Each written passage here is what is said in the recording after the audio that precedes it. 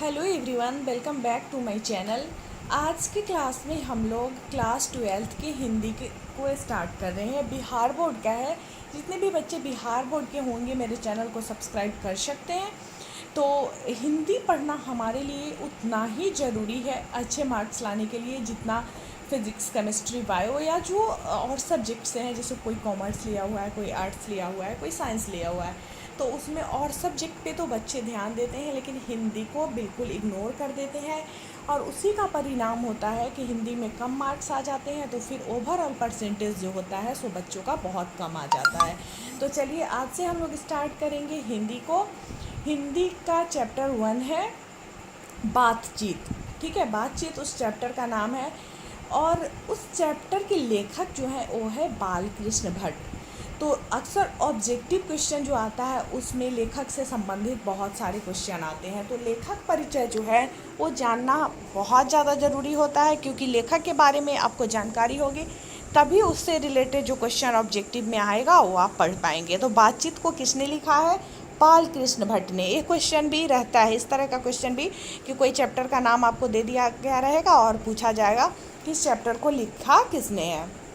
तो सबसे पहले हम लोग देखते हैं कि बालकृष्ण भट्ट का जन्म कब हुआ था। तो इनका जन्म जो हुआ था 23 जून 1844 को हुआ था और इनका निधन हुआ था 20 जुलाई 1914 को। ठीक है, 23 जून 1844 को इनका जन्म और 20 जुलाई 1914 को निधन हुआ था। और इनका निवास स्थान इलाहाबाद में है। इलाहाबाद उत्तर प्रदेश में पड़ता है। ठीक है, माता पिता पार्वती देवी एवं बेनी प्रसाद भट्ट। माता का नाम पार्वती देवी था और पिता का नाम बेनी प्रसाद भट्ट था। बालकृष्ण भट्ट का यहाँ पे चित्र भी, इनका फ़ोटो भी लगा हुआ है, तो आप चेहरे से भी इनको पहचान सकते हैं। पिता एक व्यापारी थे और माता एक सुसंस्कृत महिला, जिन्होंने बालकृष्ण भट्ट के मन में अध्ययन की रुचि एवं लालसा जगाई। तो पिता जो थे वो बिजनेस करते थे और माता एक बहुत ही सुसंस्कृत अच्छी महिला थी, जिन्होंने अपने बच्चों यानी बालकृष्ण भट्ट को के मन में अध्ययन के लिए रुचि और लालसा जगाई। क्योंकि किसी भी बच्चे के परवरिश में, उसके अच्छे बनने में, उसके बुरा बनने में उनके माता पिता का बहुत बड़ा योगदान होता है। अगर माता पिता अच्छे संस्कार देते हैं तो बच्चा अच्छा कर पाता है। तो इनके मन में जो अध्ययन के लिए रुचि और लालसा जगाई वो इनकी माता ने जगाई। क्योंकि पिता व्यापारी थे, बिजनेस में तो बिजी रहते होंगे। शिक्षा जो था इनका प्रारंभ में संस्कृत का अध्ययन इन्होंने किया। 1867 में प्रयाग के मिशन स्कूल में एंट्रेंस की परीक्षा दी। ठीक है, 1867 में इन्होंने प्रयाग में एक मिशन स्कूल का एंट्रेंस एग्ज़ाम जो होता है, प्रवेश परीक्षा, वो दी। और इनका प्रारंभ जो हुआ था वो संस्कृत के अध्ययन से हुआ था। वृत्ति 1969 से 1875 तक प्रयाग के मिशन स्कूल में अध्यापन। और इन्होंने क्या क्या किया अपने लाइफ में, तो इन्होंने 1869 से लेके 1875 तक, ठीक है, यानी 6 साल प्रयाग के मिशन स्कूल में अध्यापन का काम किए।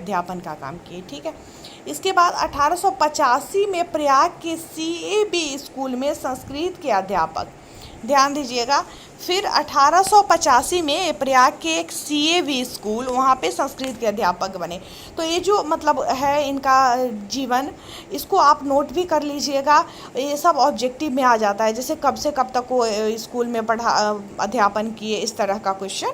1888 में प्रयाग की कायस्थ पाठशाला इंटर कॉलेज में अध्यापक नियुक्त हुए, किंतु उग्र स्वभाव के कारण नौकरी छोड़नी पड़ी और उसके बाद से लेखन कार्य पर ही निर्भर। लेकिन इनको जॉब लगा 1888 में, एक कायस्थ पाठशाला इंटर कॉलेज था, वहाँ पे अध्यापक की नौकरी लगी।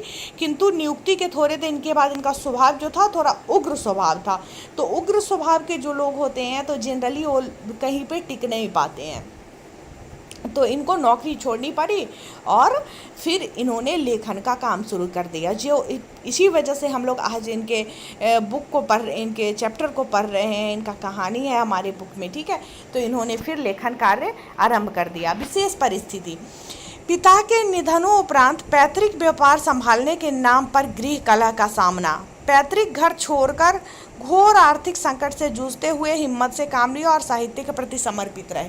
अब एक चीज़ देखना है, कि दिया हुआ है पिता के निधनोपरांत, मतलब जब इनके पिता की मृत्यु हो गई तो जो पहले हम लोग देखे हैं कि इनके पिता जो थे वो व्यापारी थे, तो जनरली जो पिता का कार्य होता है वो पुत्र को संभालना होता है। तो जब व्यापारी वो जो व्यापार था उसको संभालने गए तो वहाँ पे गृह कलह, परिवार में जो कलह हो जाता है, झगड़ा झंझट होने लगता है, उसका सामना इनको करना पड़ा। और ये क्या किए, तो पहले से इनके बारे में पढ़े हैं, वो गुरु स्वभाव के थे भी, अपना पैतृक घर छोड़ दिए।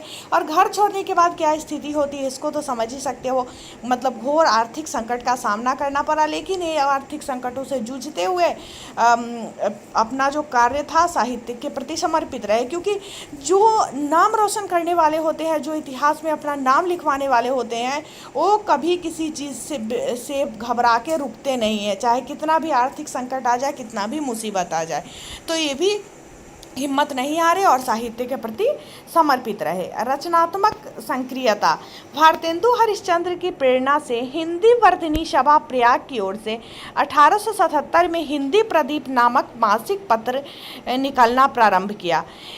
इसे वे 33 वर्षों तक चलाते रहे। अब भारतेंदु हरिश्चंद्र से की प्रेरणा से इन्होंने एक हिंदी वर्धिनी सभा प्रयाग की ओर से 1877 में एक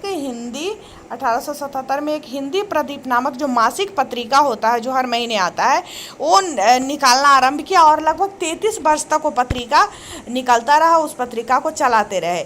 इसमें नियमित रूप से सामाजिक, साहित्यिक, नैतिक, राजनीतिक विषयों पर निबंध लिखते रहे। और ये जो पत्रिका था इसमें इन्होंने नियमित रूप से जो सामाजिक, साहित्यिक और नैतिक, राजनीतिक, मतलब सभी विषयों पर, जितने भी विषय थे सभी विषयों पर ये निबंध लिखते रहे।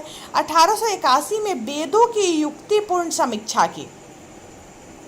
1886 में लाला श्रीनिवास दास के संयोगिता स्वयंवर की कठोर आलोचना की। जीवन के अंतिम दिनों में हिंदी शब्दकोश के संपादन के लिए श्याम सुंदर दास द्वारा काशी आमंत्रित, किंतु अच्छा व्यवहार न होने पर अलग हो गए। इसके बाद जीवन के अंतिम दिनों में हिंदी शब्दकोश के संपादन के लिए इनको श्याम सुंदर दास के द्वारा काशी बुलाया गया, आमंत्रित किया गया, लेकिन अच्छा व्यवहार नहीं होने के कारण वहाँ से भी ये अलग हो गए। रचनाएं, इनका रचना कौन कौन सा है ये भी देख लीजिए, इससे भी क्वेश्चन आता है। इनका उपन्यास जो है बालकृष्ण भट्ट जी का, एक है रहस्य कथा, नूतन ब्रह्मचारी, 100 अजान एक सुजान, गुप्त वैरी, ये सब आप लोग नोट कर लीजिएगा अपने कॉपी में कि बालकृष्ण भट्ट की रचनाएं, मतलब उपन्यास कौन कौन है, जिनकी जितनी भी इनकी रचनाएं हैं उसमें उपन्यास कौन कौन है, तो ये सब आप नोट कर लीजिएगा। रसातल यात्रा, उचित दक्षिणा, हमारी घड़ी, सद्भाव का अभाव। फिर अगर नाटक की बात आती है, इनका नाटक कौन कौन सा है, तो पद्मावती, किरातार्जुनीय, वेणी संहार, शिशुपाल वध, नल दमयंती या दमयंती स्वयंवर, शिक्षादान, चंद्रसेन, सीता वनवास, पतित पंचम, मेघनाद वध, कट्टर शूम की एक नकल, वृहन्ला, इंग्लैंडेश्वरी और भारत जननी, भारतवर्ष और कली, 2 दूरदेशी, एक रोगी और एक वैध, रेल का विकट खेल, बाल विवाह, ये सब जो इनका है नाटक है। इससे पहले हम लोग उपन्यास देखे थे। प्रहसन कौन कौन सा है, जैसा काम वैसा परिणाम, नई रोशनी का विष, आचार विडम्बना, और निबंध 1000 के आसपास निबंध, जिसमें 100 से ऊपर बहुत महत्वपूर्ण है।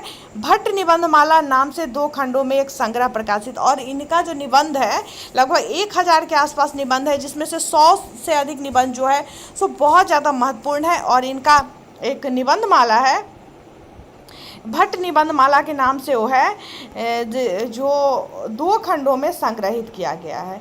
ठीक है, इसके बाद हम लोग बालकृष्ण भट्ट के बारे में और अधिक जानेंगे, लेकिन इस वीडियो में इतना ही रहने देते हैं। मतलब आज हम लोग लेखक परिचय किए हैं, इसके बाद इनके बारे में और जानेंगे। फिर हम लोग इन चैप्टर जो है बातचीत, उसको स्टार्ट करेंगे, क्वेश्चन आंसर करेंगे और धीरे धीरे पूरे हिंदी को कंप्लीट करेंगे।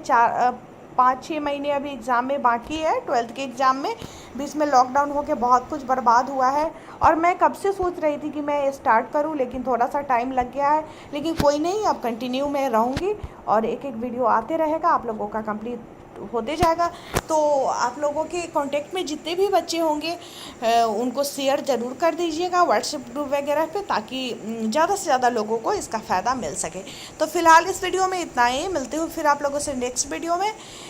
तब तक के लिए बाय बाय, अपना ख्याल रखिएगा।